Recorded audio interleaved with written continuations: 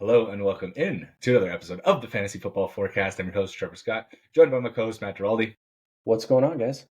And today we are going to get into our 2025 way too early mock draft. This is going to be the first mock of the 2025 season. It is mock season, guys. Let's go. So this video for sickos only, obviously, and so much is going to change between now and the beginning of the season. But this is just for exercise, right? We're going to talk about some of the players that are going in similar ranges according to us, right? So we'll break down some of the tiers, some of the positions.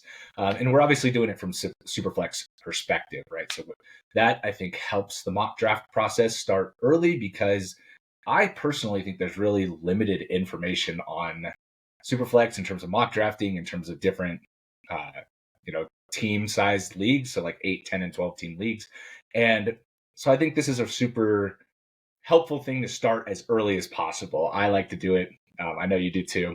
And so we're going to get into 7 rounds today. So this is maybe a little bit more than you'll see. Like you might see some top 24s or some top 10 at each position type of things. But we're going to go down 7 rounds, which isn't our full starter list, right? I did try and draft 2 quarterbacks for everybody so we could talk about the top 20 quarterbacks in round 7 as well. But without further ado, let's get into the draft. So the way we're going to do it here is I have already picked out all of these players, right? And so we're just going to post this up and we're going to talk about round by round kind of things that happened within the round and go from there. The first thing that stands out to me in round 1, 5 quarterbacks. So we have kind of in the past talked down the need to get in on quarterback in the first round of 10 team Superflex leagues. That was something that we tried to highlight, that we really pushed some of these quarterbacks down far, right? Like I got Goff in round 7, you got Stafford in round 8, like Geno Smith in round 9, Sam Darnold was a round 9 pick, Baker Mayfield was a round 10 pick. So we did try and highlight that there is a lot of quarterback depth, that you can hit on one of these guys late. So you don't necessarily need to lock in a quarterback, but 5 in the first round, we definitely feel like there's a top tier of quarterbacks, and getting one of those is a significant assistance in helping you make the playoffs and have your team be consistent along with upside. I think Allen versus Lamar will be a big one during the offseason. And for these guys, like we're going to do in-depth tier breakdowns of like the top 24. So stay tuned for those. But the first thing, and I guess just for context, Trevor did this depth draft on his own. I'm going to kind of pick it apart a little bit. The first one I wanted to pick your brain on was Jefferson over Chase. So for me, I guess I've always been a little bit more team Chase. This was actually the first year I've had Jefferson on a couple teams. I'm curious, after Chase's dominant season, why you were going back to the well with JJ here. Yeah, so for me, right, I'm going to pull up JJ's player card because I feel like I have to defend this a little bit. But especially with early drafts and with just drafts in general, you see it with Lamar and Allen too. I'm going to lean a little bit more on the history, and we've seen Josh Allen be QB1 or QB2 for like 5 straight years. So I'm going to lock in that level of long-term consistency. Lamar, right, has had a little bit of up and down in his career, and same with Chase. Like Chase is having an unbelievable season. He is far and away the best receiver this year. He was like 70 points over Amon-Ra St. Brown. That's a league winner. That is a significant advantage to have him for this season, right? But I'm not entirely sure that that's going to repeat, right? Like I think there was like a perfect recipe of contract year for Chase, and the Bengals defense was terrible and they were constantly losing. So like it was just like they had to throw so much more than they had in the past. And Chase has not even been close to as good as Jefferson up until this season, right? So I have Jefferson's season up here, right? He was 6 as a rookie, 4 in his second year, and 1st overall in his 3rd season. Obviously last year he got hurt and he missed 7 games and still was over 1,000 yards and 5 touchdowns. And looking at Chase and pulling up his player card, right, I don't want to knock what he's done. He's obviously been solid, and it's not like I am hating on Chase here. I have him at 6 overall in Superflex and as the wide receiver 2. But up until this point, right, it's like 11 or 1050 and 9 and 1207. Like that's not even close to what Jefferson has been doing. And obviously he's got 16 touchdowns this year, right? He had 13 as a rookie and he's got 16 this year. So he's always going to carry more touchdown upside, in my opinion, than Justin Jefferson. But in terms of just consistency and the yardage that he showed those 2nd and 3rd year, it just makes me have a little bit more reservation. You also look at the targets. He elevated his targets this season. Maybe not necessarily something that's always going to happen. T. Higgins dealt with injuries this year as well, so he was having these monster games, some of them while T. Higgins was out. And I know he gets to play the Ravens twice a year, but the Ravens' back end secondary isn't usually 32nd in the league. And if you look at his 2 games against Baltimore, it was 193-2, and it was 264-3. So, like, I don't know that those 2 matchups in particular are that repeatable. So, and that's fueling a large portion of his numbers as well. So, anyways, that's my justification. That is my, I'm going to stand on this pretty much. I think I'm going to try and stand on it all offseason, and I'm probably going to be in the minority, but that's my Jefferson versus Chase take. And I think that's super fair. Like, JJ only had 2 games all season in single-digit fantasy points. I know Chase had 4. I want to say, obviously, Chase had those, like, 3 games over 35 points, those explosion weeks, like you said. Yeah. But, you know, maybe we'll do our own little tier breakdown of these guys. But it'll be interesting to see what happens to these teams in the offseason, because we've got the T. Higgins stuff. Obviously, Chase is going for a contract. We don't really know what's going to happen with Darnold. Like, I don't know. It'll be a very interesting follow. But I guess let's say they do move on from Darnold, and Darnold just takes a big bag from Tennessee or whatever, and they move to JJ. Are you comfortable enough now with the system there that you would? Okay. No, that's okay. I should have put that at top of the Jefferson conversation. This is definitely assuming that they re-sign Darnold. I cannot imagine, especially if they beat Detroit and they're the number 1 seed in the NFC and they go 15-2. I personally just think they would be nuts to move on from Darnold. This is a different level of play than they even were getting from Kirk Cousins. And deciding to move on from him, even if they do lose and go 14-3 and they're in the wild card game, especially if they win a playoff game or 2, I just don't see it. I cannot imagine that they're going to let Darnold just walk. Maybe he gets $50 million from somebody and then he walks, but I think even in that situation, they'd franchise tag him if they're not going to be able to extend him for like $40 million a year, 45 maybe, and that's somewhere in that range. But I just think that Jefferson being tied to Darnold is pretty important. I don't have that level of faith in JJ McCarthy. I know Kevin O'Connell is the quarterback whisperer, right? I mean, we would have said the same exact thing about Darnold coming into the year, but now that Darnold's there and has shown that he can do this, I think coming back is a huge security blanket for Jefferson's production. Let's move on to the second round. So the first thing the main thing I want to talk about here is, what do we do with Christian McCaffrey next year? Because it seems like every year he's either like league winner or bust. Yeah, and I think that's going to be more of the same. And obviously, if Christian McCaffrey is healthy in training camp and he's getting rave reports and the offense looks good and this nerve issue isn't a problem for Purdy, he's going to get pushed up. He just is. And I don't know that I'm all that comfortable with it because, when he's on the field, it's hard to argue that there's a more valuable fantasy asset than McCaffrey, right? But he's getting older now. He just had another season where he only played 3 games. It's just like we had 2 seasons in between his past injuries where he was awesome. And it was like, oh God, is he going to get hurt? Is he going to get hurt? No, he didn't. Okay. He was a league winner. Is he going to get hurt? Is he going to get, no, he didn't. He's a league winner. And then this year it's like, oh God, we pick him all first overall. And then it's like, he literally crashed teams out of the playoffs and to last place finishes. And I'm not willing to take the risk. I'm just not. I mean, if I'm going to take a running back, I'm going to take one of these 3 guys I have in front of him. And I'm probably just not going to take a running back, right? I'm either going to go quarterback or receiver early. It's a reason why I like our 3 wide receiver setup. It just makes it so when you're drafting that these top end receivers are as valuable or more valuable than the running backs there. So I like that element. And so McCaffrey, I have him in the middle of the second round. In my initial evaluation of this year's class, I had Breece Hall in the middle of the second round or even later at this point last year. And I wish I had stuck by that a little bit more. And so I anticipate I'm going to do that with McCaffrey. I'm just going to stick with him as a middle second round pick between the 4 and 6 running back. Maybe I move Achane ahead of him, or maybe I move him ahead of Gibbs, depending on, how things are looking. But I'm pretty much going to keep him in the second round.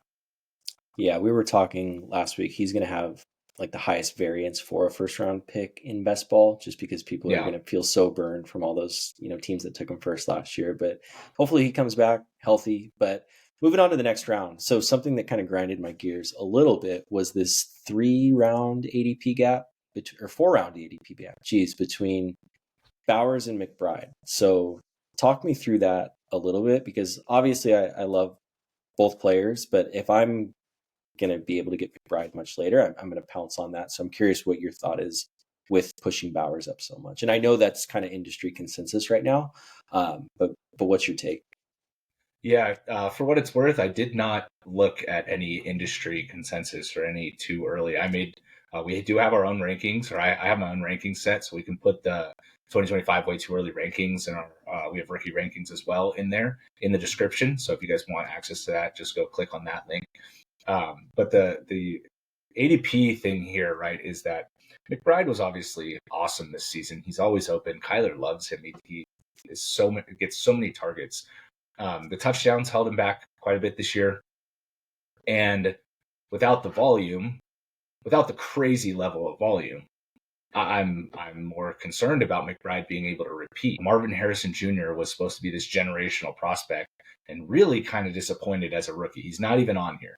And I think next year that there's going to be a bigger push in the offense overall to get him the ball, to have him lead the team in targets, to have him be the alpha in the offense.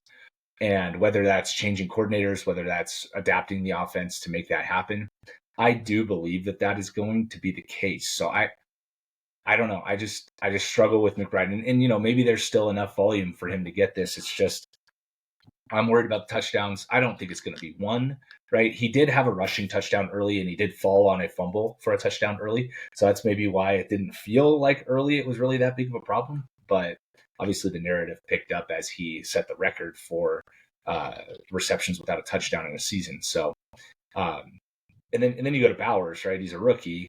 And obviously we've seen some guys that are rookies take major steps back this year, a la Sam Laporta, right? So I understand if there's a little bit of hesitation there, but I expect the Raiders to address their quarterback situation in a major way, either with an early pick taking Shedeur Sanders or going out and getting one of these free agents. Maybe Kirk Cousins goes there, which I think would help elevate the offense just in general. I know he didn't look that good. I know he got benched, but I still have faith in him. Somebody along that lines, if they decide to go free agency, or maybe they trade for JJ McCarthy, in which case I do think that they'd be elevated as well. Or that would be a significant elevation in QB play from what they've been getting. So I have faith in Bowers. Obviously they didn't have a number one wide receiver there, right? Like Jacoby Myers is number one, but it's not like they had a major alpha there that was holding him back. And so, I have a little bit more faith in the touchdowns. I have a lot of faith in the volume, just because I think overall you can see that he was pulling in a lot of targets. And I know I kind of knocked that with McBride, but I just think here, even just the 4 touchdowns, if he builds on that, I think that Bowers could be set up to have a much better season in the mold of, 1.5 to 2 points per game better than McBride next year.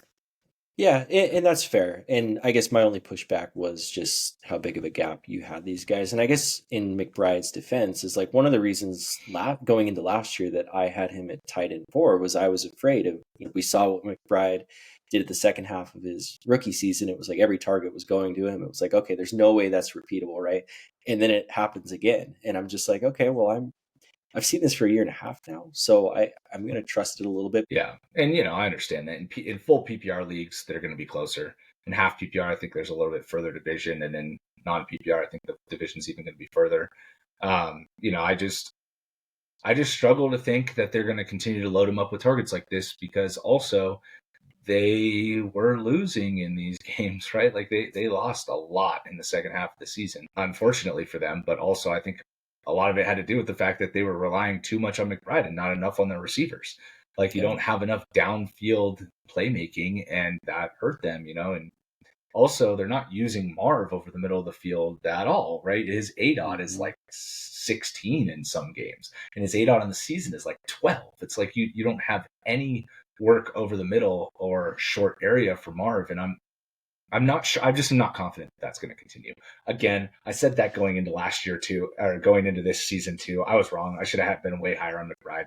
And if I was, I ended up drafting Laporta. I had Mark Andrews in the league, and I didn't end up with any McBride, which was obviously a mistake. But I see this level of targets that you see on the screen here, and I just can't get behind it. I don't think that is going to be his like just end all be all lion's share of the offense. I don't know. I don't know what it is. I just can't do it.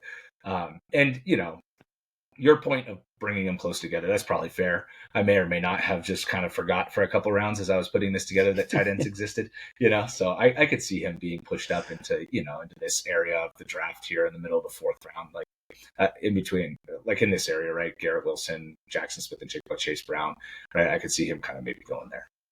And that's why it's the first mock draft of the season, which we're doing before the end of the regular season. But moving on to the next round, I want to kind of talk about Garrett Wilson with Davante Adams, with Aaron Rodgers. It's like we're seeing news that Wilson might demand a trade. We don't know if Rodgers is going to retire. Like Davante's got, I think, 2 years left on his deal, I want to say. Like, how do you think all that's going to unfold, like fantasy aside? So I don't think Rodgers is going to be back with the Jets. And I expect the Jets to cut Davante Adams.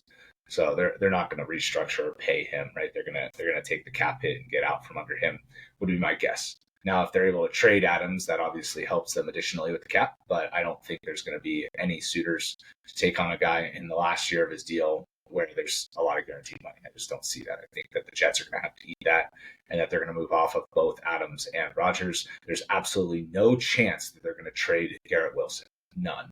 So that is going to be who they prioritize on keeping on offense, and they'll figure out quarterback and the other wide receiver positions later, and we'll see who on the Jets even ends up staying. Like maybe they get rid of Allen Lazard as well, just kind of clear house from all of the Rodgers picks, But I did this mock assuming that Garrett Wilson's going to be back to being the one on the Jets, and that they're going to struggle with the quarterback situation. I don't know what they're going to end up doing, but so we'll see. And how the quarterback situation plays out in New York is obviously going to affect both of these guys. And then I kind of assumed Adams would move on and end up on a one-year contract somewhere where he's going to be a significant contributor, right? I think personally he'd be a perfect fit on the Chargers, but that's the homer in me. That's like, dude, I was just going to say that happen because that'd be great. I don't think the Chargers are going to get a number one wide receiver in the draft. I just don't think that they're going to be in a position to be able to make that happen. Maybe they take Colston Loveland and they add the tight end weapon, and then they go and get somebody like Adams, which or Tyreek Hill has been rumored to be traded there. I think they are looking for that number one outside receiver, and they're going to do that in free agency. So if Adams ends up somewhere like that, I think this is going to be a good spot for him, maybe even a little higher. But moving over to Garrett Wilson's teammate in college, obviously red hot Ohio State. What the heck happened to CJ Stroud this year, finishing QB 18, and he was drafted as QB 5, QB 6? Yeah, it's I don't know, man. It was tough because I hate to blame injuries, right? I felt like maybe he was struggling a little bit out of the gate, but it's CJ Stroud. He's going to be fine. He's going to be fine. Boom. Nico Collins gets hurt, and it's like 86 yards. 285 against Indy, like barely able to put together only one score. And then it was just like, oh my God, they can't move the offense. And then Stephon Diggs got hurt. And then I was like, oh my God, this is even worse. And then Nico comes back, and then Tank Dell gets hurt. And it's like, okay, they never were rolling out a consistent group of receivers after week 6. And so I hate to chalk it up to it. I really thought he was going to be somebody that could kind of overcome any amount of injuries, but I think he kind of showed he can't. And so I think that's what I'm going to chalk it up to. They're going to have Nico back, obviously, and if they have a solid number 2, depending on how they address that position, because Diggs is a free agent, he's not going to be healthy to start the year, I wouldn't guess. And Tank Dell obviously is going to miss the whole season. So depending on how they address that position, I think maybe we see him creep back up into the top 12. But unfortunately, at this point, I just think that Stroud is more of a QB2 pick here than the QB1 that we were really hoping to see him ascend to. Yeah, I think at this range, like I would probably take a shot on him next year, depending how I craft my teams. Does his regression give you any hesitation toward guys like Jaden Daniels or Bo Nix at all next year? Or are you solely chalking this up to injury? A lot more for Bo Nix than Jaden Daniels. I have no concerns about Jaden Daniels because of the rushing. His floor is just so high that I don't think there's going to be any issues with drafting Daniels, even if he takes a step back as a passer, which I think could happen. He was very good on deep balls, and it's not necessarily year over year that we see quarterbacks just be awesome on deep passing. If he's Aaron Rodgers, okay, fine. But, other than that, there just aren't that many great passers that throw the ball deep a lot. So I could see Daniels taking a step back passing, but not in terms of fantasy. I think he's going to be just fine. For Bo Nix, I'm already hesitant on him. I mean, I have him at the end of the 4th round, and he finished the season, fantasy season, what is QB 8 overall, and I'm going to have him ranked at 15. I feel like that ranking has a ton of that risk baked into that price. That's just how I feel about Bo Nix. If people are going to be pushing him into the top 10, I will have 0 Bo Nix this year, right? I don't think that you should be drafting quarterbacks at the beginning of that stretch of quarterbacks anyways. We saw how many good quarterbacks came out of the 18 to 25 range. And so I do think that it does concern me with Bo Nix. And obviously I have Nix over Stroud here. And I'll be honest, I was trying to bait you just a little bit with the Tua over Stroud, so I've had him 2 picks above, but yeah, Stroud is just really unfortunate. I think his situation has to improve significantly with his weapons for him to be better. And I think it would be best for him if Joe Mixon moved on and their running game maybe wasn't so strong, or they weren't going to just load it up with 30 carries a game. I mean, that was my point coming in, is I thought this was going to be one of the pass happiest teams in the league.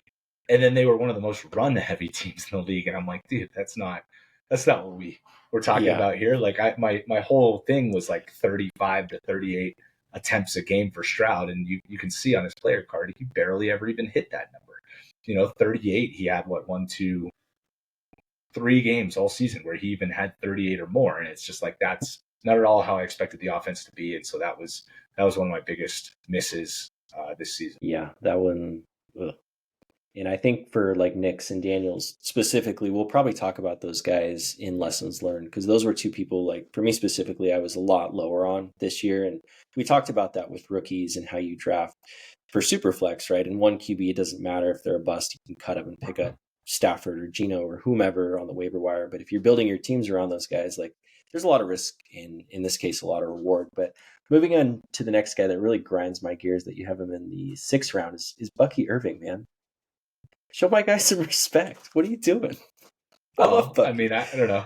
I've seen Bucky get in early mocks or whatever. I guess I've seen him on certain videos get put in the 2nd round of 1 quarterback leagues. So this is a little bit of an attempt to pendulum swing that, right, and to pour all sorts of cold water all over that. I'm not in on Bucky like other people are. I understand the urge. I always thought he was very talented. I regret not picking him in Dynasty like crazy, but I just am not there with him yet. Rachaad White is still under contract. He still was getting a lot of passing game work. He still was working inside the 10-yard line quite a bit. Obviously not exclusively. And obviously Bucky was amazing, right? I don't want to say that Bucky wasn't great, right? I mean, you look, once he kind of took over in week 6, he got some passing game work, got a lot of passing game work. And, he just had these monster games where he was over 100 yards. But, I just am not sure that with his size, right? He is undersized, 5'10", 195, that he's going to be able to withstand a full season of punishment. And I still think with Rachaad White there, it's not like he's going to be a bell cow, right? And then look at some of the guys that I have ranked ahead of him, right? Like maybe I could put him over Walker or Kamara, because those guys are Walker, right, is injury prone, and Kamara's older. But I have Breece Hall in the 5th round. I have Joe Mixon, who just had an unbelievable season in the 5th round. James Cook, Jonathan Taylor, Derrick Henry. You're going to put him over that group of running backs who should be back in similar situations with really good upside, really good scoring potential. Chase Brown, who we just saw go off. Maybe I have to move Chase Brown down a lot if Cincinnati signs another running back, but I don't know. I don't know that I see it, that he is this difference maker running back that I feel like some of these other guys are that I have ahead of him. And that's why I have him down here. I mean, I just, again, this is probably going to be one of those guys that we talk about all off season that I'm going to end up with no shares of, because I'm just too concerned about the fact that he's not going to be the bell cow. He's not necessarily built to stand up to the, to the workload. And I just overall think Bucky's a great player, but I'm just not willing to invest the draft capital in the way that some other people are going to. Yeah, I think that's fair. I think a lot of people are going to look at hey, he only had a 60% snap share once this season, just wait until it's 75. But I like your perspective where you just think it's not necessarily going to get to that. I think we're going to hear a lot of like Jahmyr Gibbs type comparisons going into the year. But I'm with you. I mean, in Superflex, these guys get pushed down so much that it almost looks kind of silly at first. But, when you're looking at Breece Hall and Joe Mixon too, like that's pretty good company. But I do want to cap off with the last round and maybe not so much talk about these guys specifically, but, Jordan Addison and Jameson Williams, I think this year, and especially in week 17, we saw the wide receiver twos on their respective teams just go off. Higgins had 34 points, Devontae Smith, 27 points, Jameson Williams, 22 points, Jordan Addison, 15 points. And I don't really know the point I'm trying to make here other than like there is value in really talented number twos on great offenses. Yeah, and Jamo was one of the best picks of the draft this year. I mean, he was excellent. I know he had some legal troubles and, missed a couple games in here, but over the second half of the season, I mean, you just look at some of these points in PPR because they don't have half PPR listed here, which is annoying, but they have 13, 26, 24 and a half. And, even against Jacksonville up here, he had 22 and a half. He was great. And I think there's going to be more of that. I mean, he's under contract. It's not like that's out of the blue. He was drafted in the very early first round to be a difference maker down the field. As an injured player too. Yeah. Right? He was coming off an ACL. Yeah. Then he had the suspension for the gambling issue and then didn't really get on the field a ton in his second year, right? I don't think he had more than one reception in any game, but he had all these downfield shots. So you'd see like one catch, 45 yards and a touchdown. It's like, okay, it's there, right? If he can get on the field, if he can be consistent, if he can understand the offense, third year breakout, here we go. It happened. Now, I should have been maybe a little bit more on top of it. There was a lot of news coming out from Detroit camp, specifically from Dan Campbell, saying he looks awesome, saying that they want to integrate him into the offense more. And so I think it's going to be more of the same there for Williams. I think he's great. I think Addison, too, is going to be a really good pick. I wasn't in on Addison coming into the year with Darnold in the unfamiliar quarterback situation. I was very, very hesitant to take him anywhere. I ended up with none of him. And, it kind of worked out at the beginning of the year because he kind of got banged up and wasn't that good early. And then as we kind of got into the later part of the season, he became much more involved, culminating in this 3 touchdown performance here that he scored 39 fantasy PPR fantasy points. But he was good after that week 12 game where he kind of broke out against Chicago. We'll see on Addison. And somebody that I also considered putting in this area that we talked about right before was Zay Flowers. I don't have Zay Flowers in this these 7 rounds. And so I think that's something that probably is going to have to change. But again, I don't know that I'd rather have Flowers over Addison or Jamo at this point. And I wanted to highlight these guys as, the significant producers that they've been over the second half of the season specifically.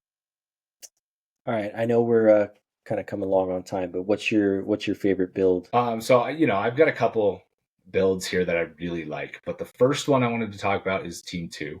That getting studs at every position and then filling it in, I feel like is a very good draft strategy if you can make it work. I don't think it's something you should force, but when you can do it, I think it works out really well. You've got spots in your lineup at every position where you can fill on the waiver wire. So if it comes about, right, you end up hitting on a Puka Nacua, or you end up hitting late on the draft on a Jackson Smith and Jigba, or you hit late on a Tony Pollard, right? Like you get those guys that end up into your lineups late. And if you draft multiple guys at a position early, it kind of blocks you off from being able to use that value that you find on the wire that you draft late. So number 2, I like, right? You get Lamar up front, you get Neighbors, who is awesome. I think could have the potential to increase in draft even from this very, very much over the offseason. Bowers at tight end, Herbert, lock in your second quarterback with a quarterback that I think is very good, and I think kind of took over the reins of the offense and is going to add a weapon or two in the passing game. So I think Herbert's going to be significantly better next year, second year in the system and everything. And then still end up with Derrick Henry and Chuba Hubbard as your running backs. I think that is an awesome build. You're going to hear that from us all throughout the offseason, the wait at running back. It is just not worth it to go in early on any running back, really, except for maybe the top couple, because there's so much value late in these Superflex drafts at that position. So overall, I like that build a lot. It doesn't have the best wide receiver depth. So the next team I want to talk about is Team 6, where I feel like it was really good with the wide receivers, right? Jamar Chase at the top, paired with T. Higgins, if they're both in the same offense. Those two are actually number 1 and number 2 in points per game this season. They were both phenomenal. So if they both stay on the field, if they get their contract situation figured out, that's going to be a dynamic duo there. And obviously adding Jackson Smith and Jigba into that mix, number 1 wide receiver on Seattle. Going into next year, he's going to be the number 1 wide receiver over DK Metcalf in the offense, the number 1 target. And I think having a full season of that is going to really elevate his ceiling even beyond what we saw this year, right? I mean, you look at his season, he's PPR wide receiver 7. He got 132 targets, not something I think anybody saw, 1,106. So, with being the clear-cut number 1 from the beginning of the season, I think that we could see 160 targets from Jackson Smith and Jigba next year. So I really like that team. Obviously, that's the one with CJ Stroud, so that's going to be a controversial player to talk about because I'm sure some people are going to have him in the top 10 quarterbacks, and you're going to look at this and say, oh, yeah, of course you love that team. It's got CJ Stroud in round 5. But, obviously McCaffrey we talked about as a significant injury risk, but with the upside play there of him staying healthy, this team could be very good. Yeah, when I first looked at it, that was like the powerhouse team that drew to my attention. I do like Team 1 quite a bit too, as long as Bo Nix stays like top 12. I just think with Achane specifically, like he's clearly the focal point of that offense. Like Tyreek Hill might be on the move too. We saw JT just take over in the playoffs. Ladd is awesome. Sutton's awesome.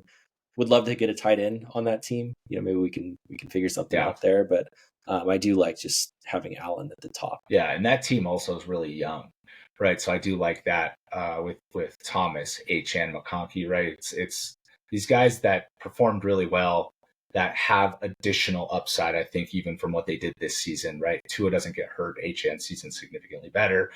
Brian Thomas coming in, if him and T-Law have another full off season to get working together and have him increase on his performance. McConkey, same thing, where he's kind of the one, or he has a outside receiver taking additional attention away from him, which I think will help elevate his game even further and make the Chargers even more scarier on offense.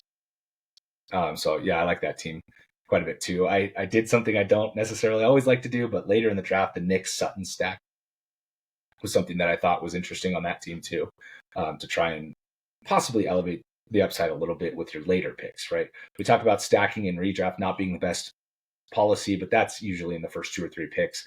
Like Team 4, right? I did it with Hurts and AJ Brown. I'm not thrilled about doing that. One of the guys in our league did that in our league and missed the playoffs.